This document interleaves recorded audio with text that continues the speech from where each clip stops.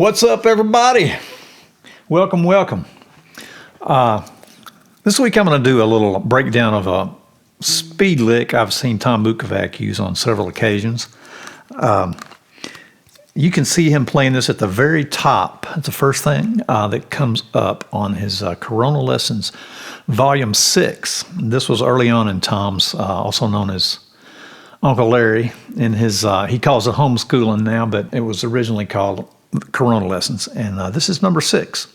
It starts off with this lick, and he actually does the lick in another one of those early Corona lessons and breaks it down a little bit. And even a little while later, I heard him talking about it, the speed picking aspect of it, and how he forgot to mention that he actually kind of knifes the string with the pick. In other words, he kind of like, instead of holding it perpendicular to the string, turn it like that. And angle the pick against the string there instead of holding it just parallel, just kind of like you're slicing through it a little bit. If you do that, it makes it a lot easier to get that speedy motion going on. And another thing he did mention at the time was that the only way you can get to play this fast and do it comfortably is by using only your wrist. I used to put my whole arm into it from the elbow like. And what you do when you do that is you just basically you tense up your entire arm all the way up to your shoulder, and it wears out pretty quick in addition to causing all kinds of other physical problems. And what I do sometimes, I'll just practice doing a single note. I've seen Tom do this before too in explaining this speed picking thing. He'll do that, going back and forth on the interval of a fourth there. And he has it to where he can do it really quick with just 2 notes per string. I'm not that great at it yet. I tend to warm up doing like 8 notes per string.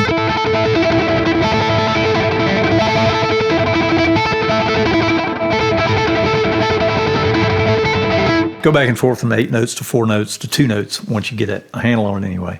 I forget which lesson it is that he goes through all that stuff. I should have had that up. Maybe I'll look into it and put a text box on the video here telling you which one to refer to get his tips on this thing as well. But at any rate, I thought some of you could benefit from a tablature and a slow breakdown of this thing. So, and I know Tom's not going to do anything like that. So I've only ever seen him use this lick in that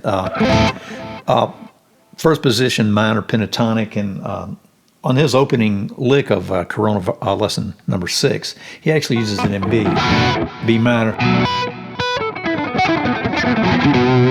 up there like that. And I've just put these all in A minor, just because it's easier to go up to all 5 positions up the neck to where you don't get way out into your ozone there. So breaking it down here though, basically it just goes through your 5 pentatonic positions.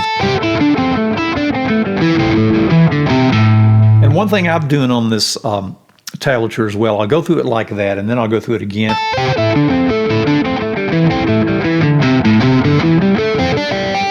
So, and just go back up through, ascending through the pentatonic scale.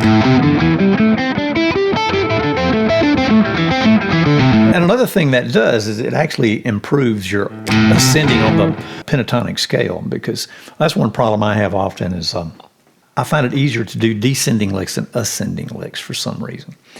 And I noticed I've never seen Tom do anything but ascend with this lick. I mean, descend with lick. You know, obviously you could ascend as well. Just doesn't quite sound as cool that way. But I do like to come up through the pentatonic scale to start it over again. It just gives me that practice of ascending in the pentatonic scale. Tom usually always does this lick starting on the index finger, in other words, on the low fret, the string that has a low fret, then go back up to the B string low fret, G string low fret. Obviously you could do this if you started in your pinky. You do it like that, and actually you get that lick if you come up to the 2nd position, which we'll do.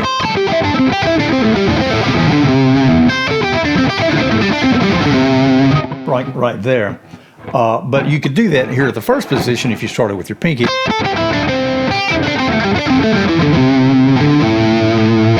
And you'll notice Joe Bonamassa does a lick like that a lot. He does those cascading pentatonics that he kind of borrowed from Eric Johnson, if you will, back in the 80s. And you know that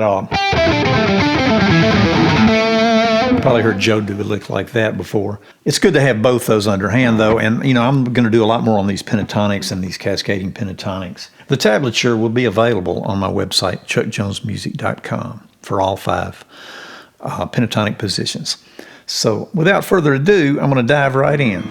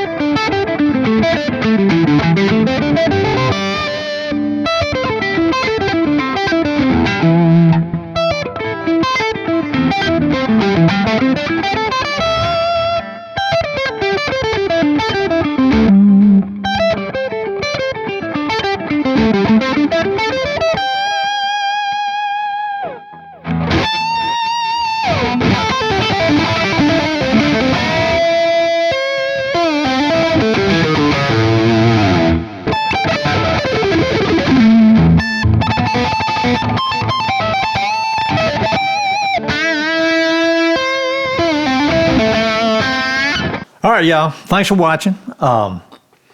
Be sure to go to my website, chuckjonesmusic.com, and the subscriber page there. I'll have the tablature for these exercises loaded up there. And man, I just tell you, I am still struggling with my speed picking. It's the kind of thing that it just doesn't come naturally to me. I doubt it comes naturally to anybody, but it's getting better. And so that's a good sign. And I just keep working at it and trying to work it into different styles and whatnot here and there. One more thing I would say is be sure to practice them in different keys as well. I usually practice them in key of E, starting at the first position on the 12th fret. And then I'll go down, down there, and then here. Then I'll come back up here above the first position for the second position.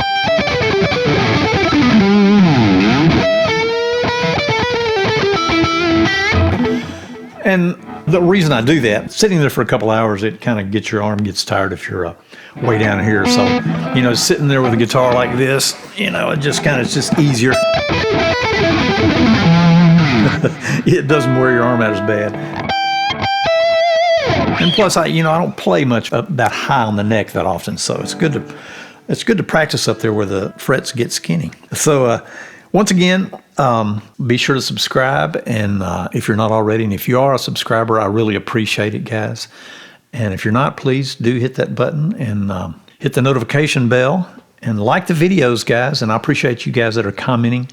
It helps out. Share this stuff, man. I appreciate it. And once again, thanks to Tom Bukovac for all his inspiration. And I'll have a link to a couple of his Corona lessons that talk about this in the description of my video. And if you aren't already a big Tom Bukovac fan, be sure to check him out. I'm sure you'll love his stuff.